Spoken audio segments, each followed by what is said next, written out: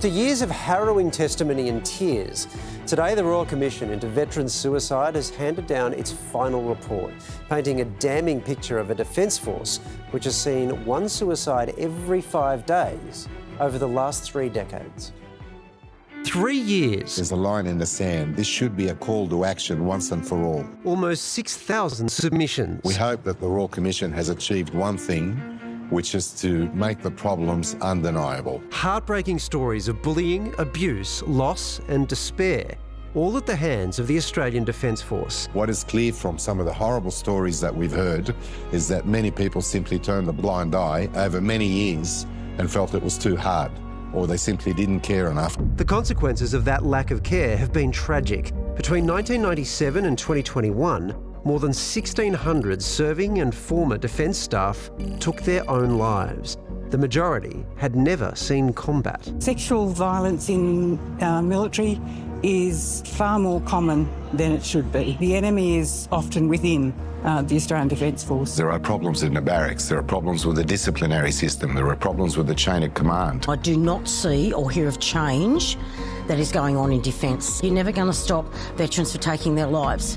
But what you can do, if you're doing it properly, is at least reduce that number. Today, those overseeing the Royal Commission into Defence and Veterans Suicide expressed frustration over previous reports which have been ignored. When there's been dozens of inquiries and hundreds of recommendations and no one's gone back to check whether they've acquitted the intent of the recommendations, I'd say that's a failure in leadership. Handing down 122 recommendations of their own, including the creation of a body to make sure defence follows through. Unless there is an entity with enough power and resources to tackle the problems, they're simply going to persist. Other recommendations include creating a formal inquiry into sexual violence, improving the military justice system, establishing a suicide database, and creating a support body to help with the transition to civilian life. Certainly the intention of the government to implement the thrust of this report. Just as our veterans and defence personnel step up for our country, we have an obligation to step up for them. And I look forward to doing what we can on this side to work with the Minister to make sure whatever can be done as quickly and as properly as possible. So will this round of recommendations help save those who serve? Live from the lands of the Kulin Nation, and joining us this Monday is podcaster and broadcaster Max Rushton.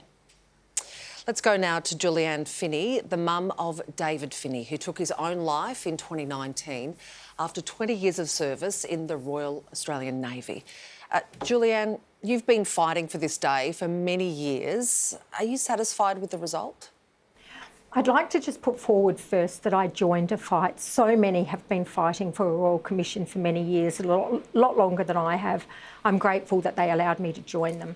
Am I satisfied today with this chapter? Absolutely. The Commissioners have done an amazing job. Not that I've had time to read everything. It's 7 volumes and 122 recommendations, but I've had a quick flick. Considering that the Commissioners were, under-resourced and less time than they wanted, they have done an amazing job. Them and their staff, they've sat through so much trauma, and everybody who gave evidence. So, yes, I'm satisfied with today's outcome, but of course it's one door closes and another one opens in the morning. And tell us about David. I know you've spoken about him many times, but it must be hard every time you talk about him, but what kind of person was he? There's 2 things that are hard here. It's not just hard talking about a son that I loved and what it's like being a mother living your worst nightmare, because losing a child is your worst nightmare, but also knowing that I'm not unique and I don't always want to tell my story, because there's 3,000 of me and we're all just so broken. We are not going to be the old okay that we used to be for the rest of our lives, and that I'm not just talking about mothers. I'm talking about parents, partners, spouses, and siblings, and children. But David was amazing. Like every mother, I'll brag about my son, and he was amazing. He was a remarkable man, and I was lucky enough to consider myself blessed to have the 2 wonderful children that I've got at the time when they were both here. I was listening to something else today that had happened from a lady that had lost her sibling, and people do often forget about the siblings, and it is really hard for them. So, I watch my daughter being broken. I watched my son being broken beyond repair. It's a really difficult life. We will never be the same.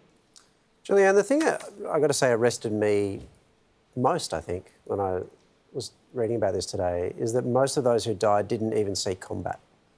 Like, that's the situation we're in. Like, what does that tell us about what's going wrong? That is just so, it's just so sad, especially when you talk to some of these people. I remember sitting in the Royal Commission and, oh my goodness, there was one where I thought, how did he live through what happened to him in defence from his command, from his, the people around him. And it was just horrific. And we just think of, of the battles. And of course, they're horrific too. I know too many that have taken their life after being in a war, in a combat zone, or being in a peacekeeping zone. But yes, at home as well, be it the training, the bastardry, look, unacceptable behaviours all round. It is really, it's got to change. 122 recommendations of change. It's in the government's court, and I guess we'll see what they ultimately do. No, it's not in the government's court. I will not accept that today. Maybe tomorrow, but today it's in our court. Veterans and their families, it is in our court. We will not accept any less than the recommendations being fulfilled in the spirit and the intention of the commissioners. That is, there can be no jobs for the boys here. All the voices that have been fighting against a Royal Commission for decades, fighting against it, and now saying that they can do the job, that they can fix things, that they should be put in positions of power and influence. No, we will not take it. We will not take it. Veterans and their families. I know that, it sounds like I'm one mother speaking. I'm not. I've got a loud voice, but hardly any of my words are my own. They come from veterans, they come from veterans' families, they come from me listening to hundreds and hundreds of people. I don't think anyone thinks you're just one voice speaking, Julianne. You're a forceful one, though. There's no doubt about that. Thanks so much for speaking to us tonight. Thank you so much. Thank you. What an incredible woman. And we should mention that if this story has raised any issues for you, Lifeline's on 13 11 14, or you can phone Open Arms on 1800 011 046.